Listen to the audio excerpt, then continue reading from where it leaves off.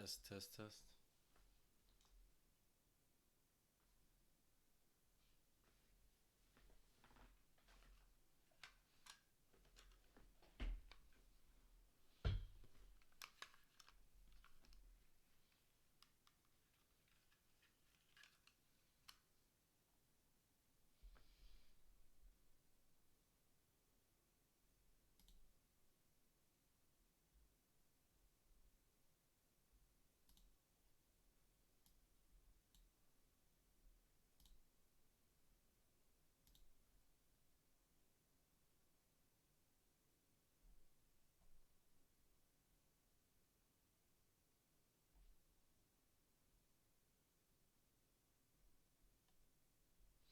I think I'm gonna just start writing and then we'll analyze it later.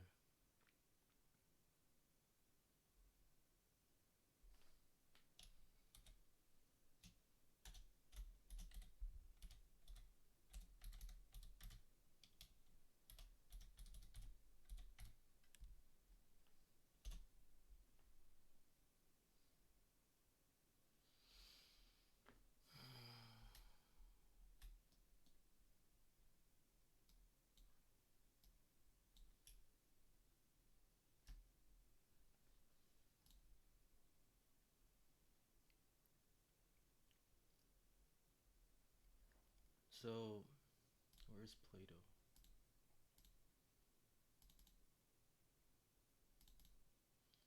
And I think it's the Republic one.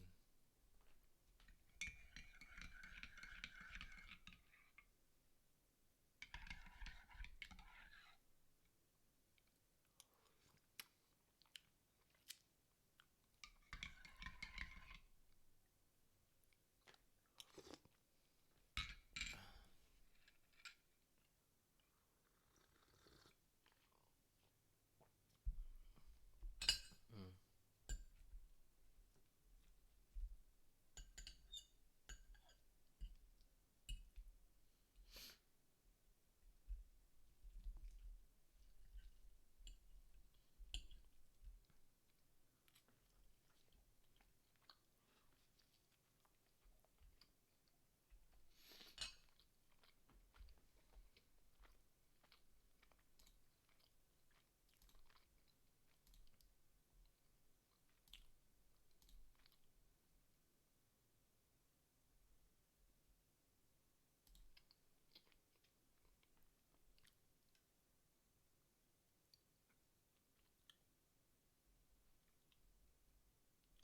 The Platonic form.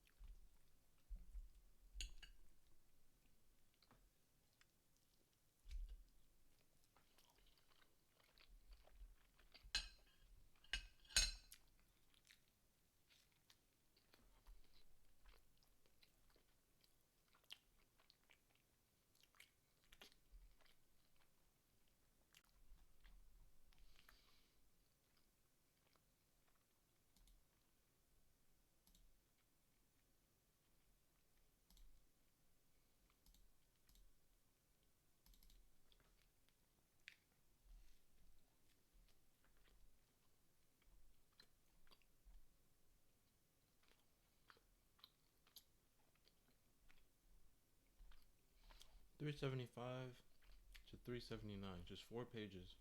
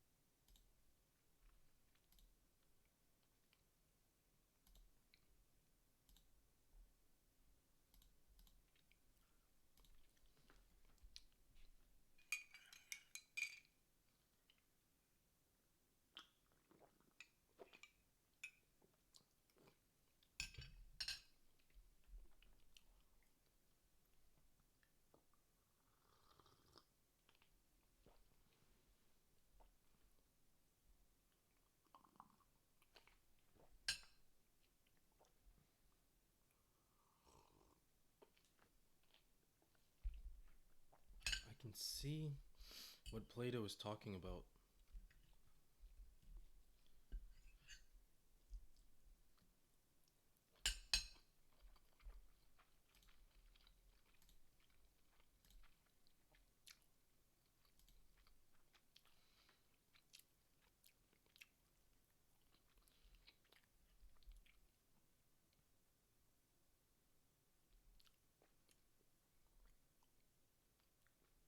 Um,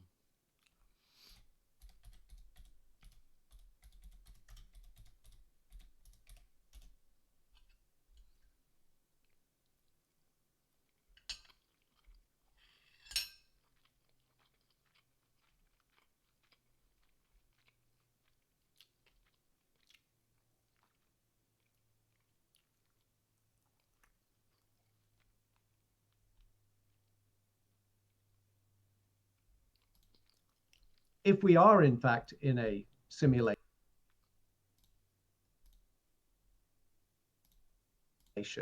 then all of our scientific knowledge that we have about the laws of physics and whether computers can become conscious, all of that knowledge, all of those concepts are derived from experiences of a virtual world, a fake world. It seems illegitimate to say that all of the concepts and all the scientific knowledge that we've derived from this simulated world can be applied to whatever the base reality is. Right. Because this base reality, we're actually conceiving it along the same sort of scientific lines as the world that we actually inhabit. Mhm. And that does seem to be. he doesn't know what he's talking about.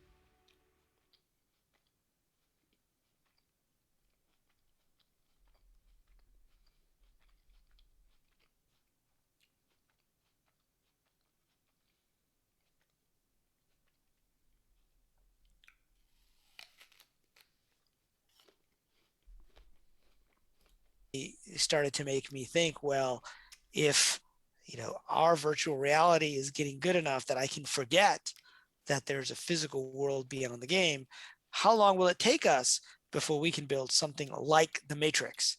And I call that the road to the simulation point, where the simulation point is the point at which we can create video game like simulations that are indistinguishable from reality. So I began to think about the stages of technology and how long it would take us to get there. Well, it turns out I wasn't the only one thinking about this in 2016.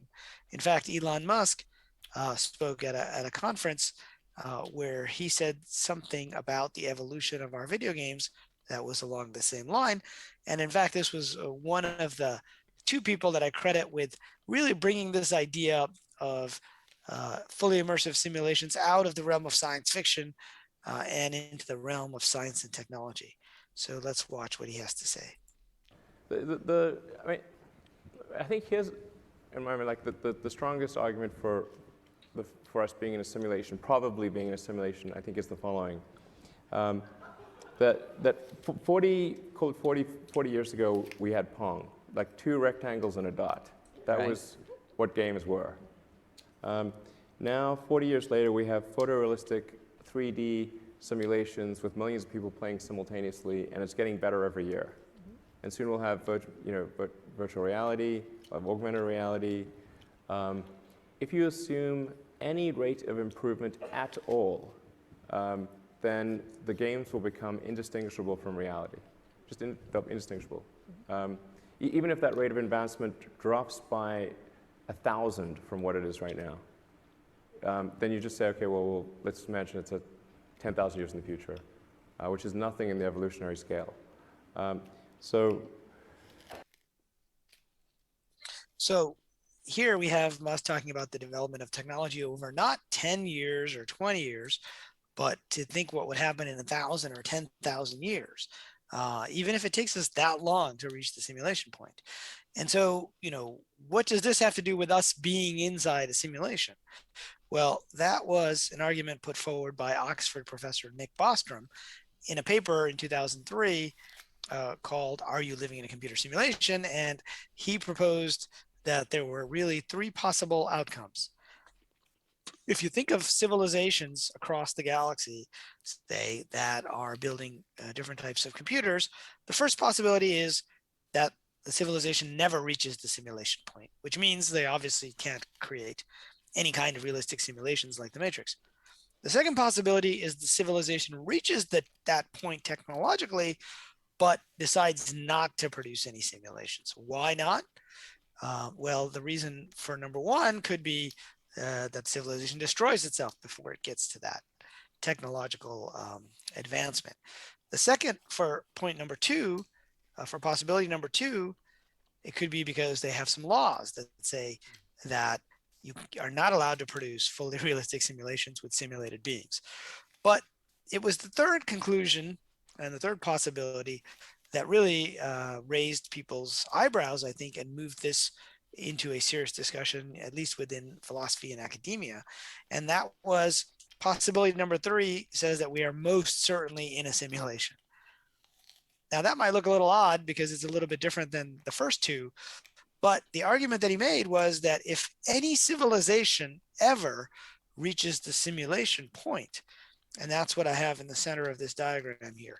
So if you think of base reality as physical beings in the simulation, physical beings in what we think of as reality, and civilizations that never get to the simulation point go extinct. Those that do get there and that decide to create simulations will create lots of simulations. In fact, creating a new simulation is pretty easy. You just fire up a new server. And how many beings will you have? Well, you have a whole hell of a lot. You can have 1 billion or trillion beings within each simulated world. And as the computers get faster and you use up more computing power and you take up more matter to do it, I think in Bostrom's argument, he talked about a computer the size of the moon or the size of a planet. You could basically have so many beings that the number of beings that are simulated far outnumbers those beings in base reality. And you can see that in this diagram with points A and B. And so the basic argument was that if anybody ever reaches the simulation point, there will be way more simulated worlds than base reality. There's only one base reality. And there'll be way more simulated beings inside these simulations than there are beings in base reality. Therefore, if you live in a reality, which is more likely, that you're in base reality or you're in a simulated reality? Simple statistics tells us that it's more likely that you would be in a simulated reality. And similarly, if you are a being and there are way more of these than these, which are you likely to be? One of those. And so, that's how he reached the conclusion. I don't know that this guy knows what he's talking about, but and I don't know how to describe what I'm seeing, but I'll try and write it down when I come back.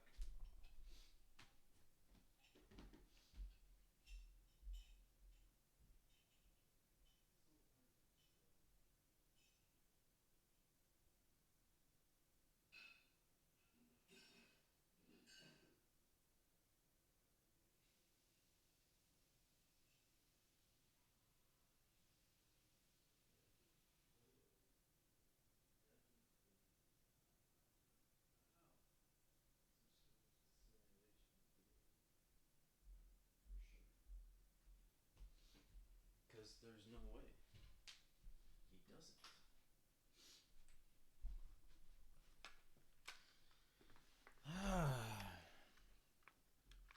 So, in a simulation theory's point of view, which I think Plato subscribes to,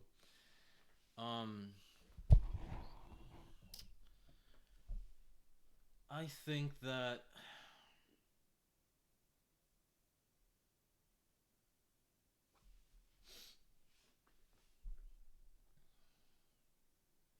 on a micro level, not a macro level, but on a micro level, we are as free as our laws. We are as free as our laws depict. So if our laws say that you are a human being, then your freedom is limited to the metaphysical limitations of a human being. Right? You can't be a bird. You can't fly. You know? You can build a technology that helps you fly. But are you generating the wind power on your own? No. So, we're not free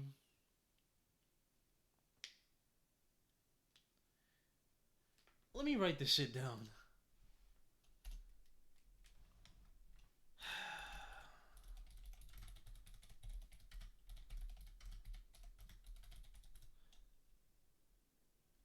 I'm gonna just dictate this shit, bro. Hello?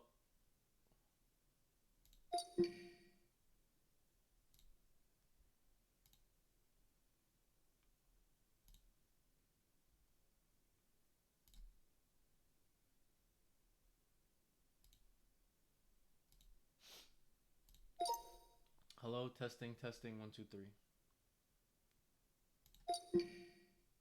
Nice. So I don't even have to write the shit. I can just speak.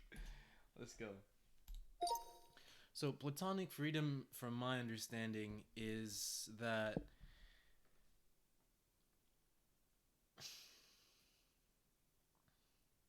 we are limited by our metaphysical limitations.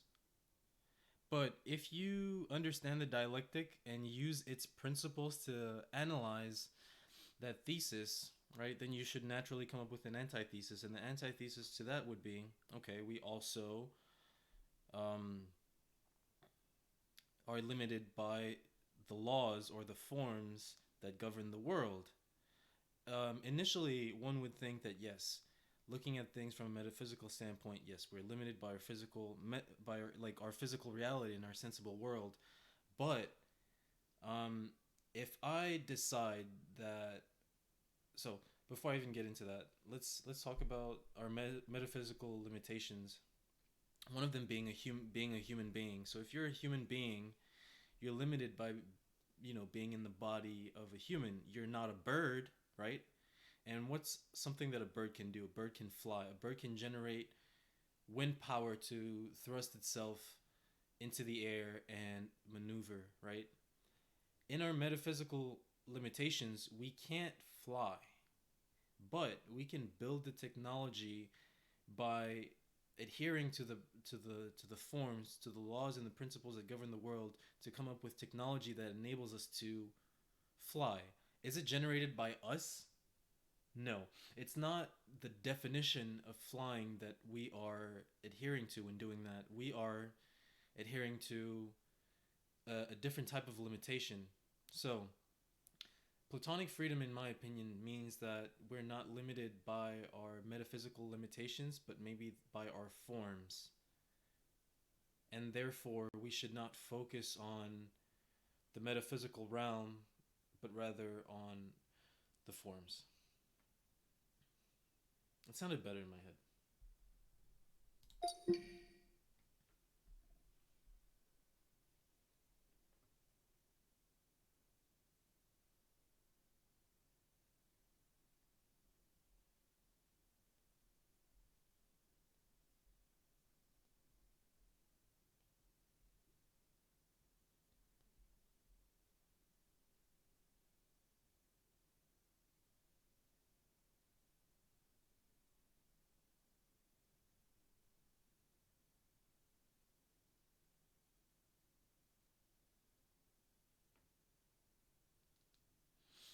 That is not bad at all.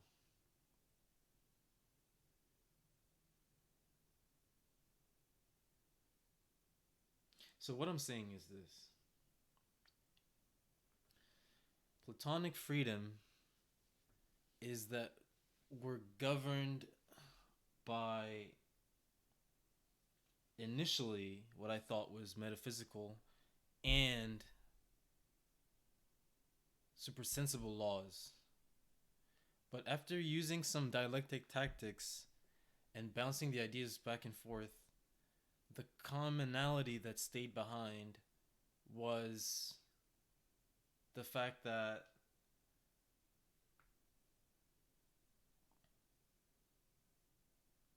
metaphysical limitations can be broken. Metaphysical laws can be broken. And assumptions based on our reality can be broken. But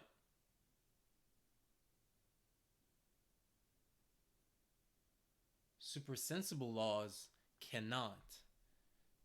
So Platonic freedom means that we're able to maneuver the world while adhering to only one law, and that is the law of the forms. That is Platonic freedom.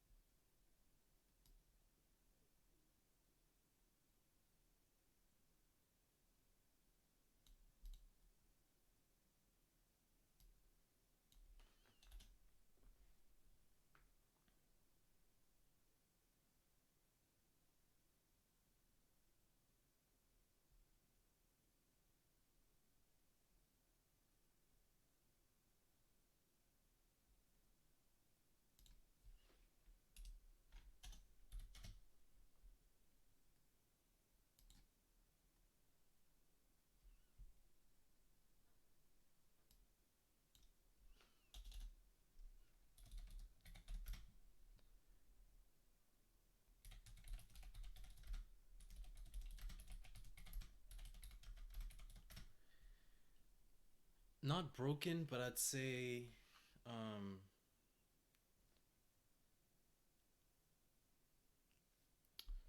what's a synonym for?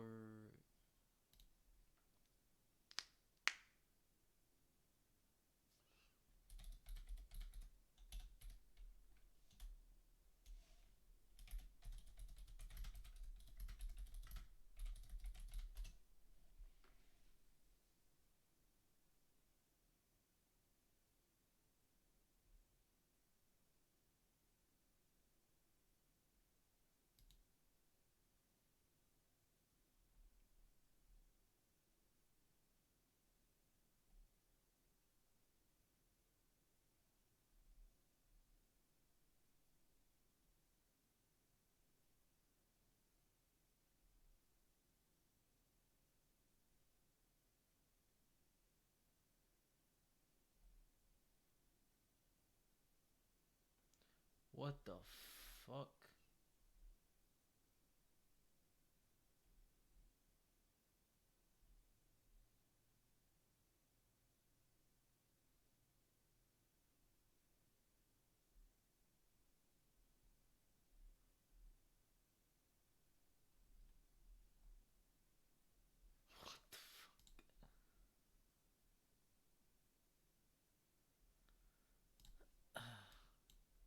Wow. What's the word I'm looking for? Mm, altered but not broken. So like,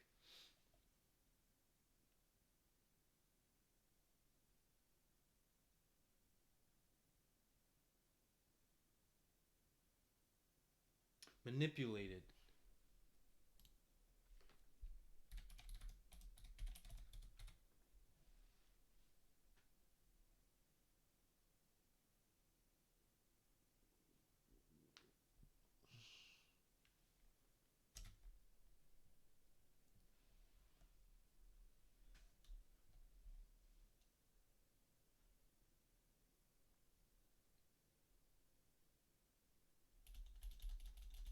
It's not the right word.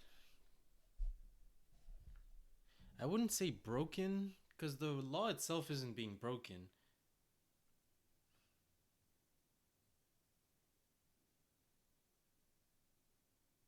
Bypassed.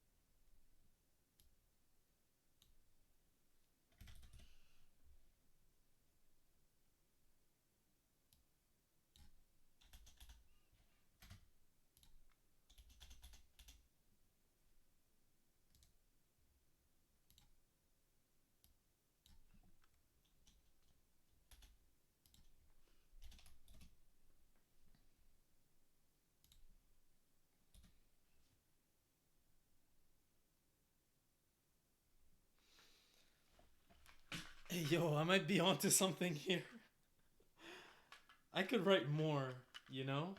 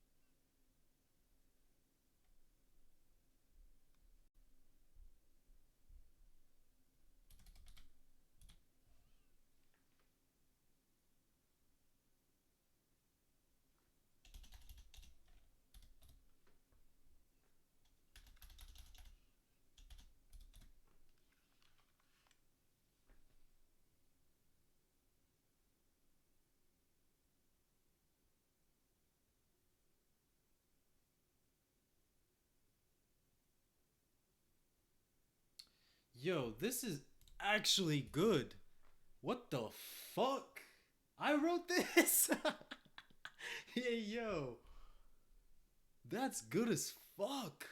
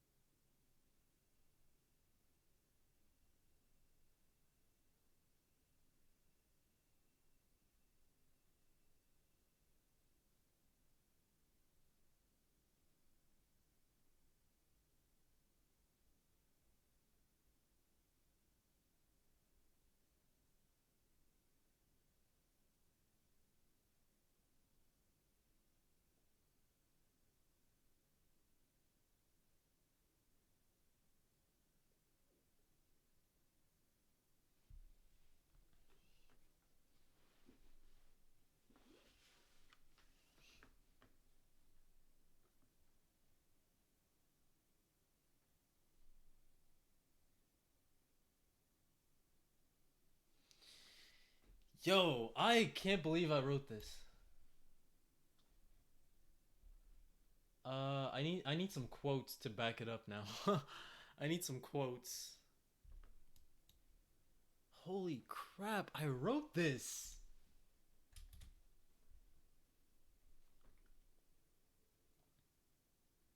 Cuz obviously, look, if you're in a video game and the laws of the video game are thou shall not steal, right? Thou shall not steal in the video game. That's a law. You can bypass that law. But the laws that govern the entire world, you cannot bypass. For example, the laws of physics. The first Newtonian law states that energy cannot be transferred. Energy cannot be generated, only transferred. There is nothing you can do to change that, no matter how much you want. You can't generate energy. You can only transfer it.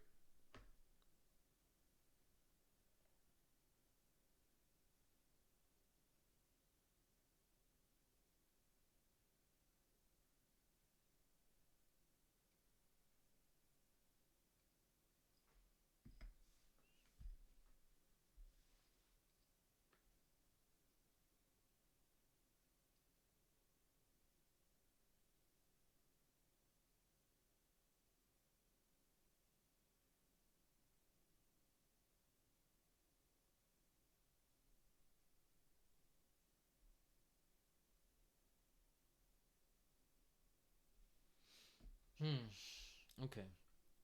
So 375 to 379. Let me see.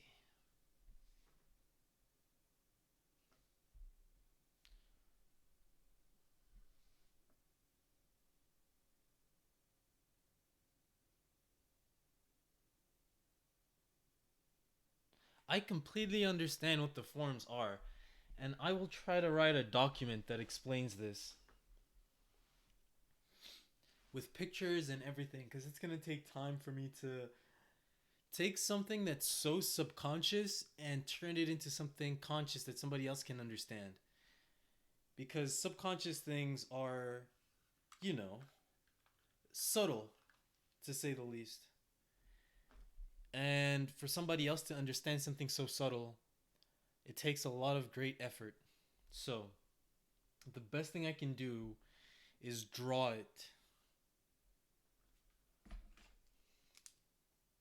The best thing I can do is draw it, and then from my drawing, I can extrapolate that and turn it into something that other people can understand. Let me grab a sheet of paper and explain exactly what I'm talking about.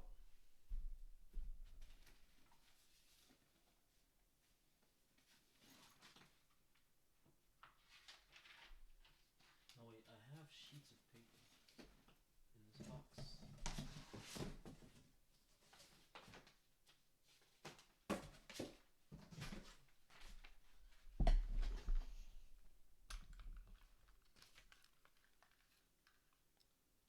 So,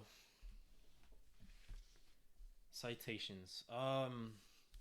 So in a video game engine, we have, like, let me see if I can pull up pictures. UE Unreal Engine Basic, what is it? There's a name for it.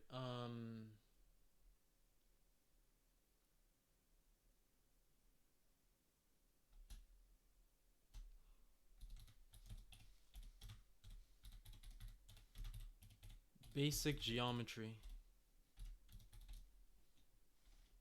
This will explain it, right?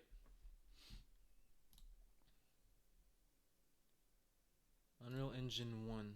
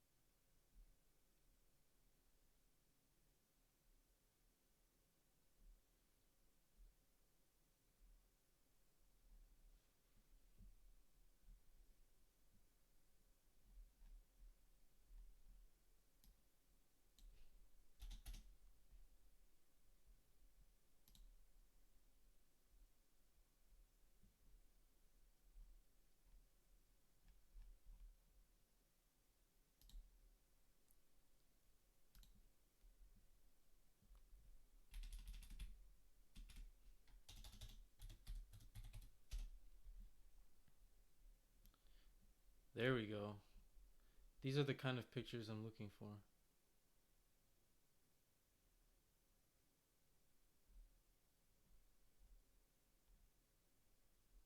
Yeah, stuff like this.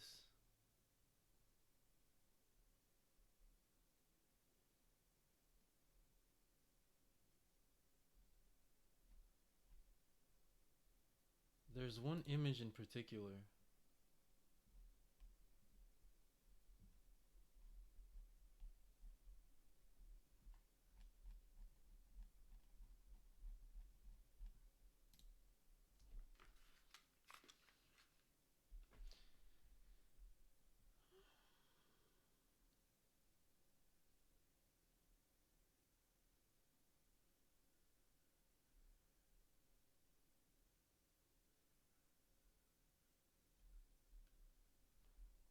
Engine 1. I need pictures.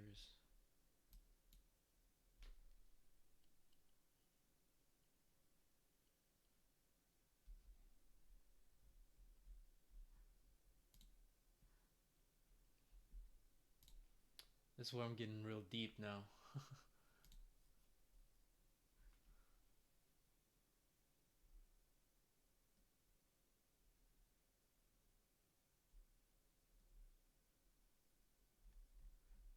I need to see this article.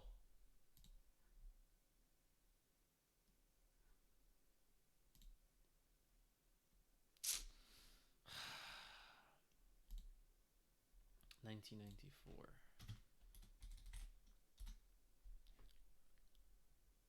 Oh, Unreal Engine 3.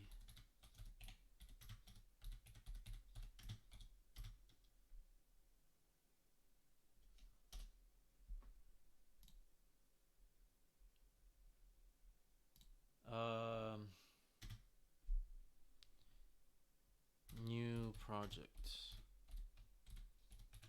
This is the closest thing that I can relate to this image that I have in my mind. Right? I need to see the screenshot.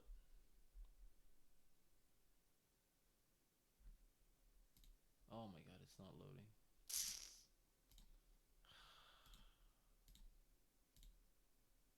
Come on.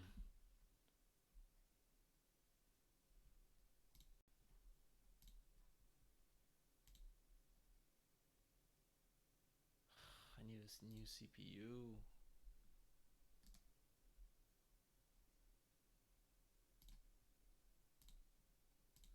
Bro, what the fuck?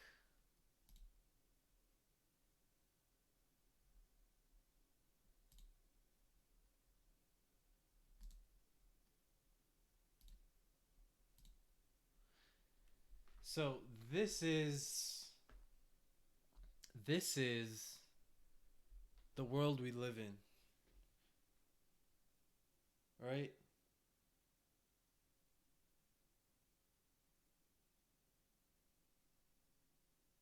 This bottom left screen is the super sensible world. It's what we see, it's what we interact with. We see the sky and we're like, oh, the laws of nature state that, we have sky. Why do we have sky? We don't know. Here's where the sky comes from. The purpose of the sky is to encompass our world. Where did that come from? It came from somebody coming up with that. And what laws did they use to enforce that? Math. So what Plato is saying, in my opinion, is that we're too focused on this world to the left, the bottom left of the screen.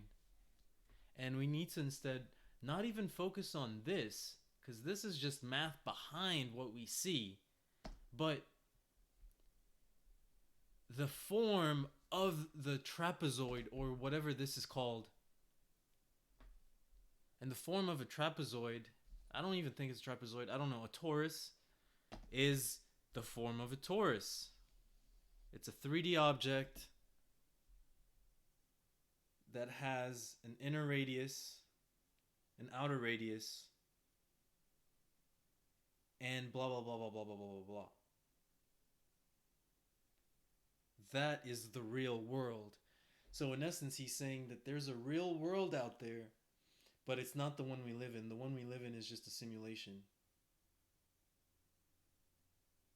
of what ifs with parameters that are set by someone who we don't know.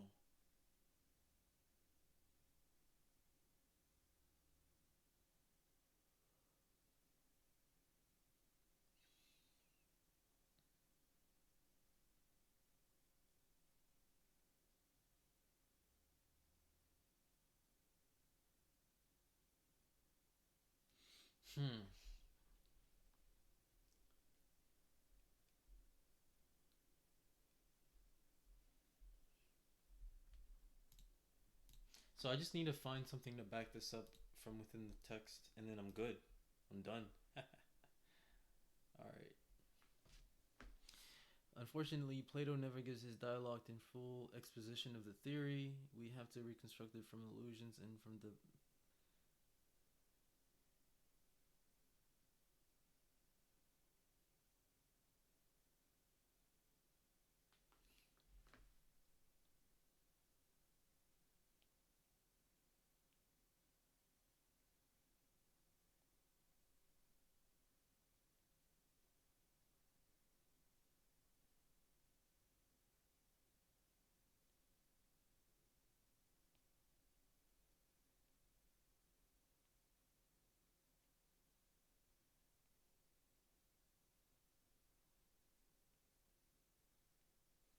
independent of our minds.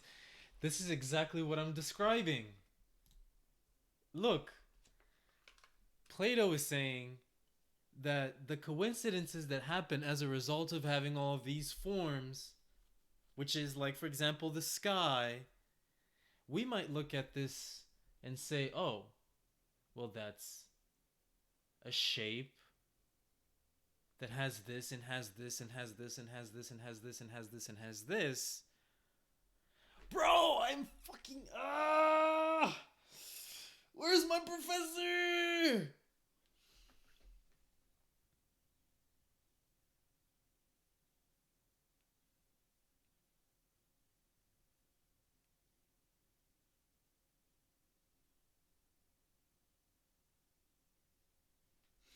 I'm going to show this to my professor. I'm going to make a presentation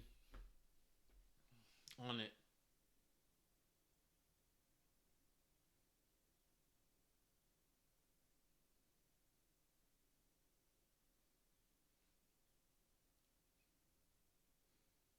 The game is being built inside of an engine. When you initially create an empty project, let me show them. Unreal Engine 3 empty project.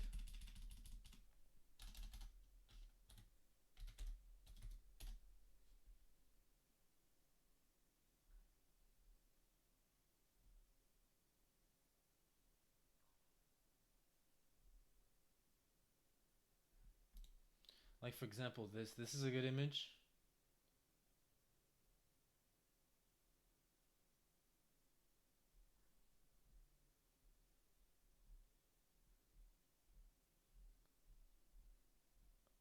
Blank project with axis lines. There's a difference between blank and empty. But this is a good image. Where is it? This is a good image of what they're talking about. So in our world, these axes exist. We can't see them. They exist in the universe because that's what what's his name? Einstein used to create the what's Einstein's theory? Hold on.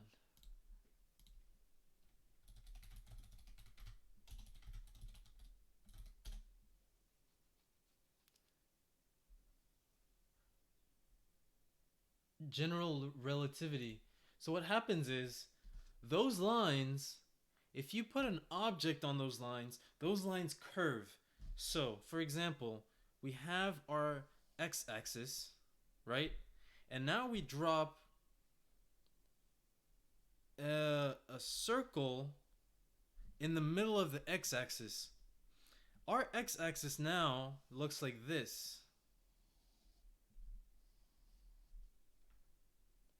Say now we add another object to this x-axis here. This is what happens to our x-axis now.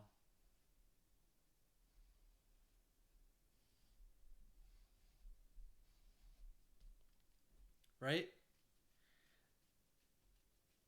Now the force is going this way, the force is going that way, and this is coming down.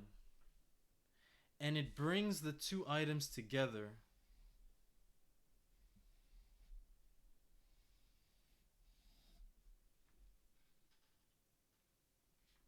Until they meet.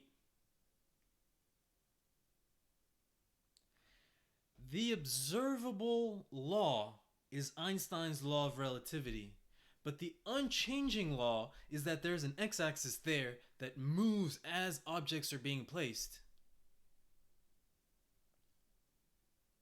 His observable assumption is that there's gravity. We call it gravity, but really it's this. They're gonna hit each other no matter what, but they're not gonna touch the x-axis. So since they can't touch the x-axis anywhere in that line, what are they gonna do? They're gonna fall. They're gonna reach the 0 point of the asymptote and touch each other eventually. That's gravity.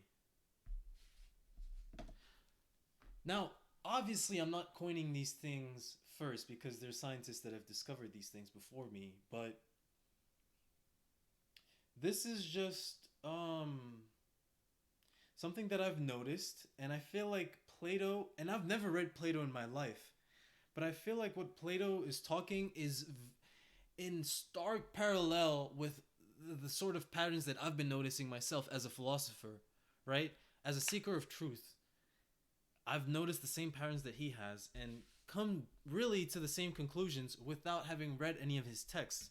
And if someone were to read any of his texts and try and understand them, they would not be able to unless they journeyed the path of the philosopher. That is asking God for the power of wisdom.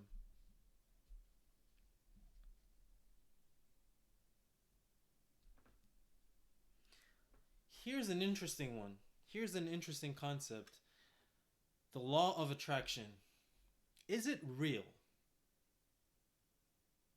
No. But a lot of people can attest to the fact that by wanting something and putting that energy out into the universe, they received it back. We call it the law of attraction. Say you really want this girl and you really want to go out with her, so you put the energy out that you would like to go out with her.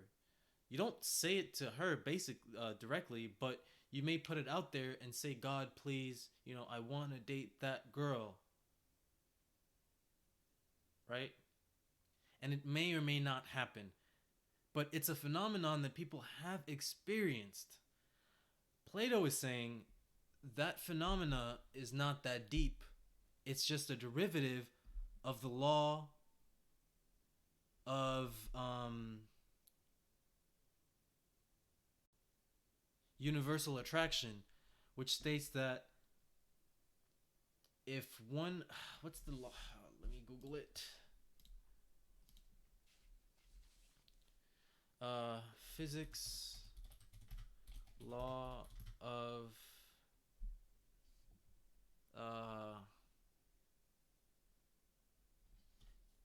equal and opposite force. Law of action and reaction. For every action, there's an equal and opposite reaction.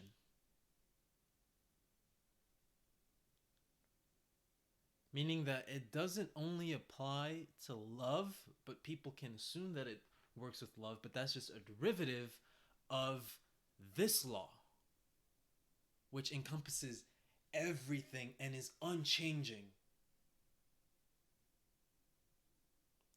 That's what Plato is talking about.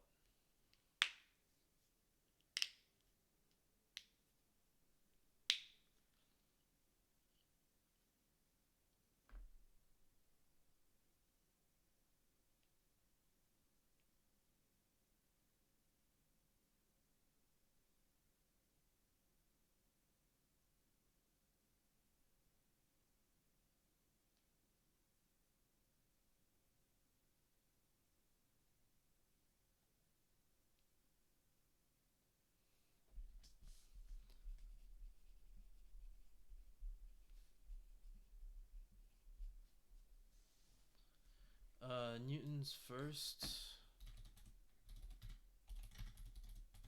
And the only way to achieve this level of enlightenment is complete and utter isolation and dedication to that subject.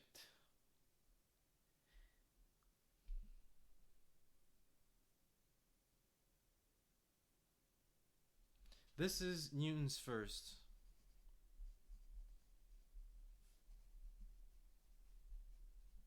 Newton's third is action and equal and opposite reaction.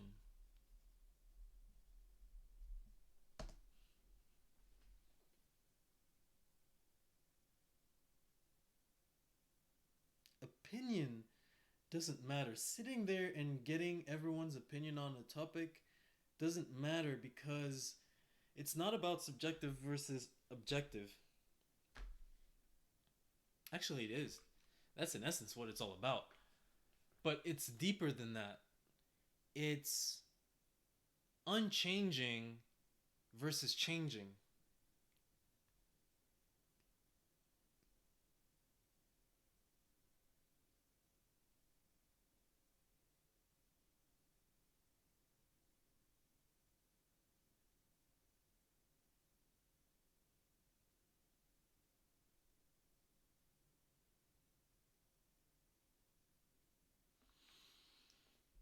In that regard, I can go back and rewatch the VOD and maybe try and pull something more to put in here, but I think this is like enough. But I can extrapolate this more and give more examples.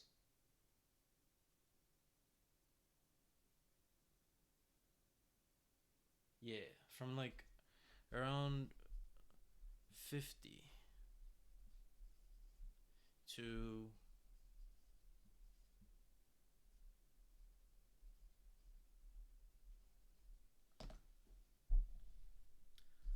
120, 2023.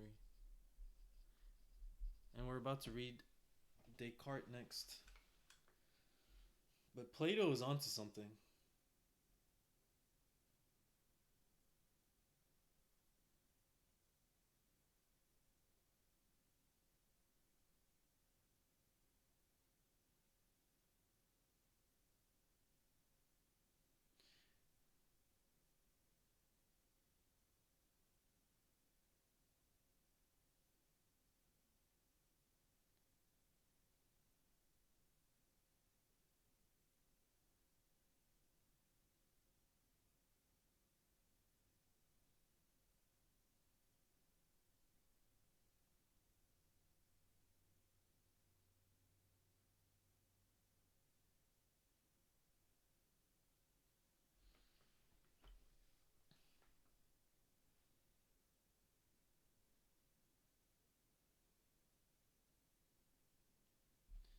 Yeah, I don't know what else to add to this, but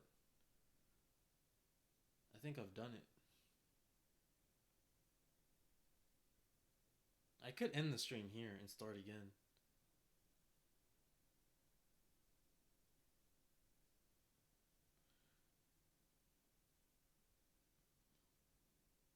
Or just keep going.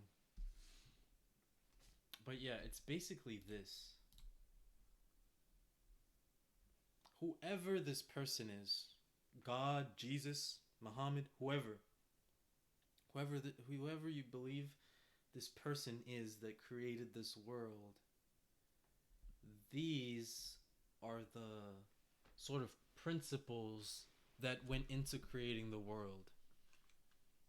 We don't need to know where they came from, but we do need to acknowledge that to some degree, or to all degrees, that they are there. We might not be able to see them, and those who can see them, people call autistic. But like, for example, the radius of light. If you look at it through a wireframe, this is what it looks like. It's a bunch of circles and shapes. And so for the person who created the game engine, they used a mathematical formula that would generate a circle, generate a starting point, and generate wireframe lines that go maybe 2 radians, 2 radians apart on the circumference of the circle, and that would be the radius of the light, right? Or maybe the game engine created that itself, right? It may have. Whatever it is, there is someone who intentionally decided to create something called a light.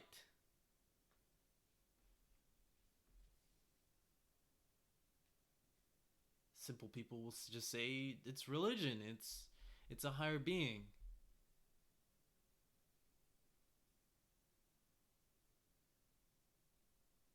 Which is true. It is a higher being. It may or may not be a holier being, with the definition of holy being the metaphysical good, but it may be a good in terms of seeker of knowledge. It may be someone that elevated so far higher than the metaphysical good into the Platonian good that they decided that this was the best, most justified way to do things. Fuck.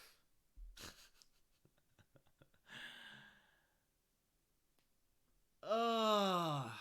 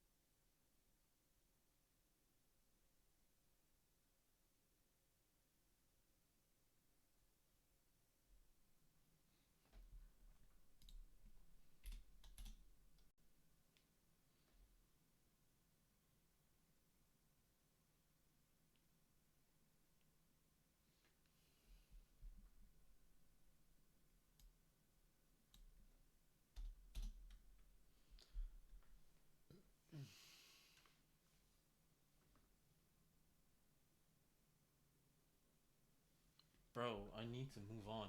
I'm done with this assignment. I can go on though and talk about more shit.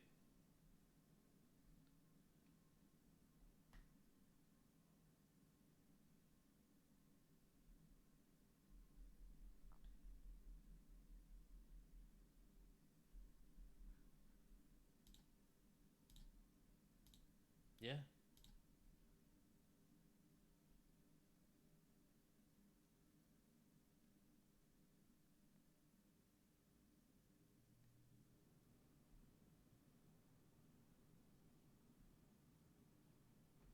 forms and the good.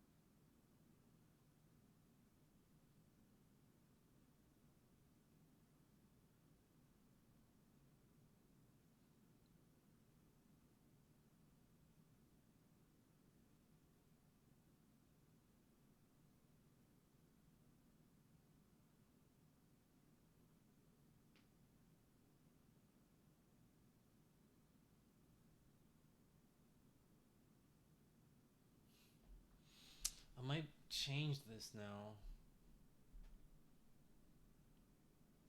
but I don't want to. Because the more I think about it, the more ideas I get, the more abstract my ideas get, you know?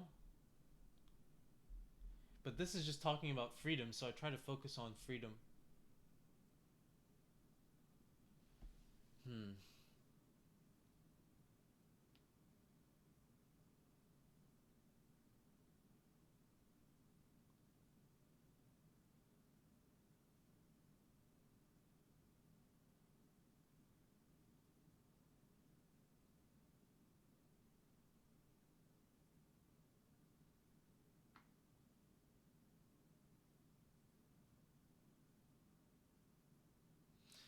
Bro, oh my god.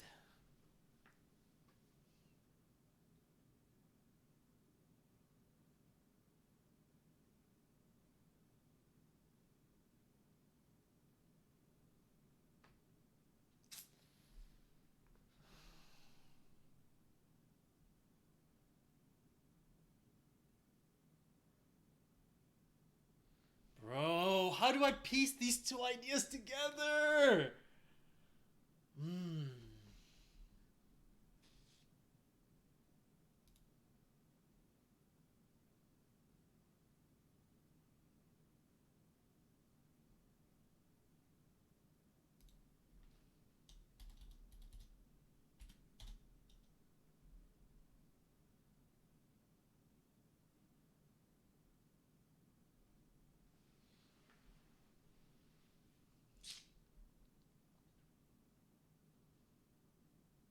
I can't really explain it here.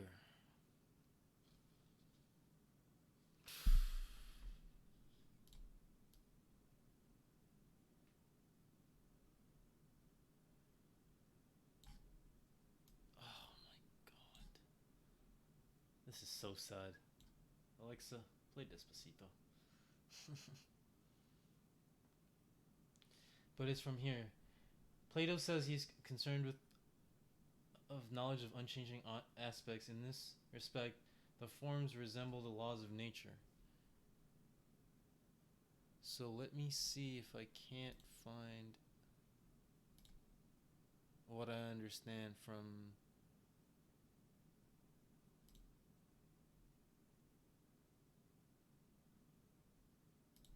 grading rubric.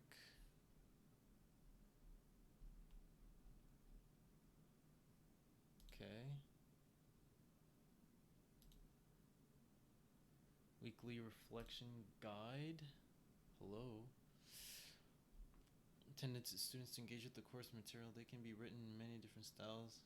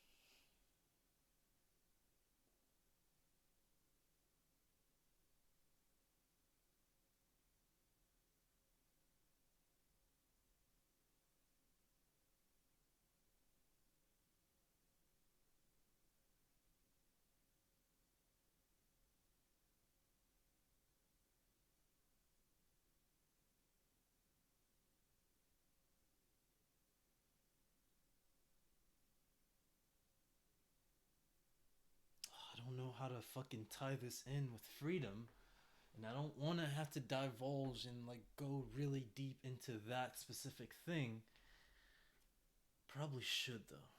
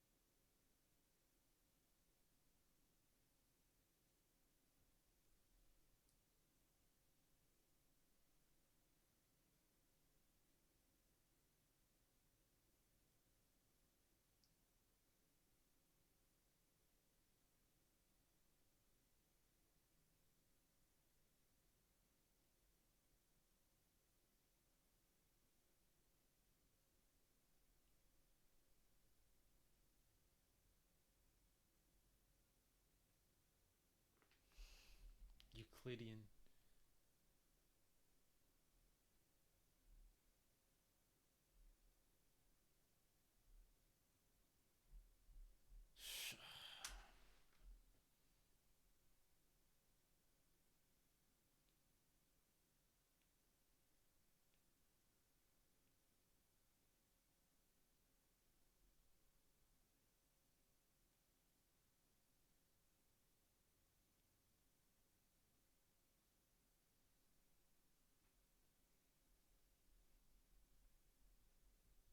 It's like I'm just contemplating whether or not to put my game engine analogy inside with math when all he's asking about is freedom.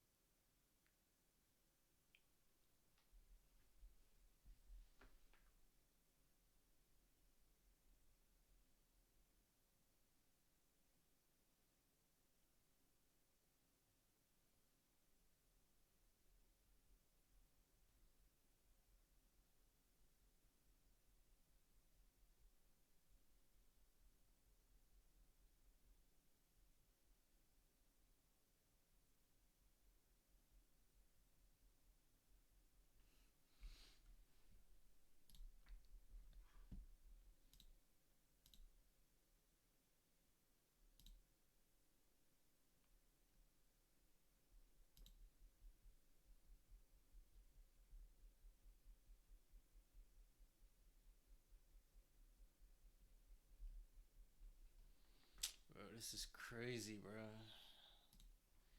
Yeah, I just don't know whether or not to really like dig in on that analogy or just keep this for now. You know what I mean?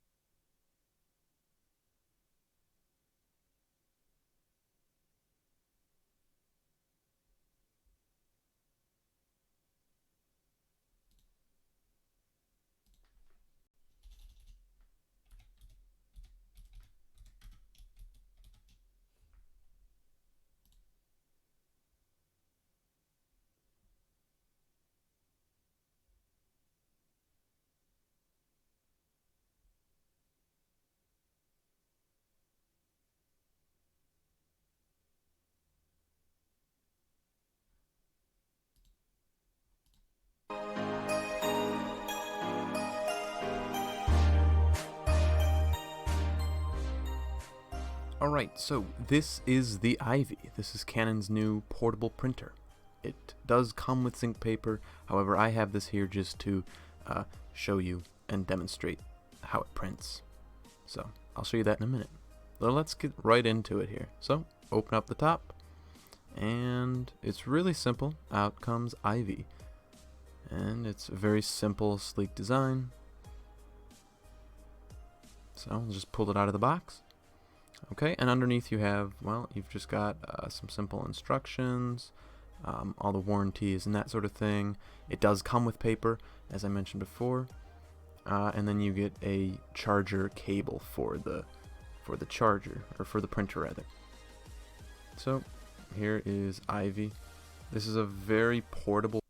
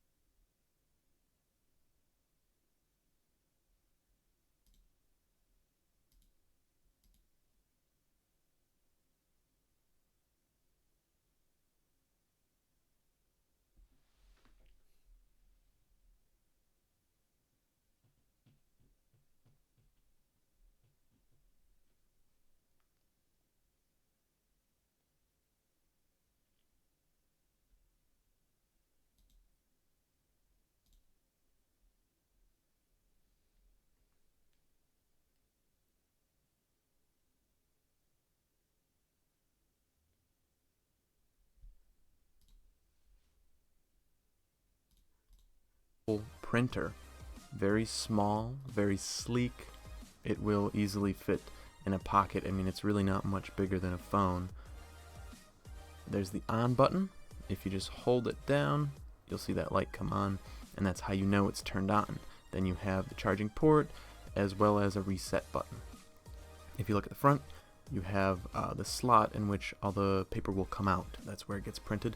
And then you have this top, which just slides forward, comes off, and that's where you put the paper. That's it. No ink is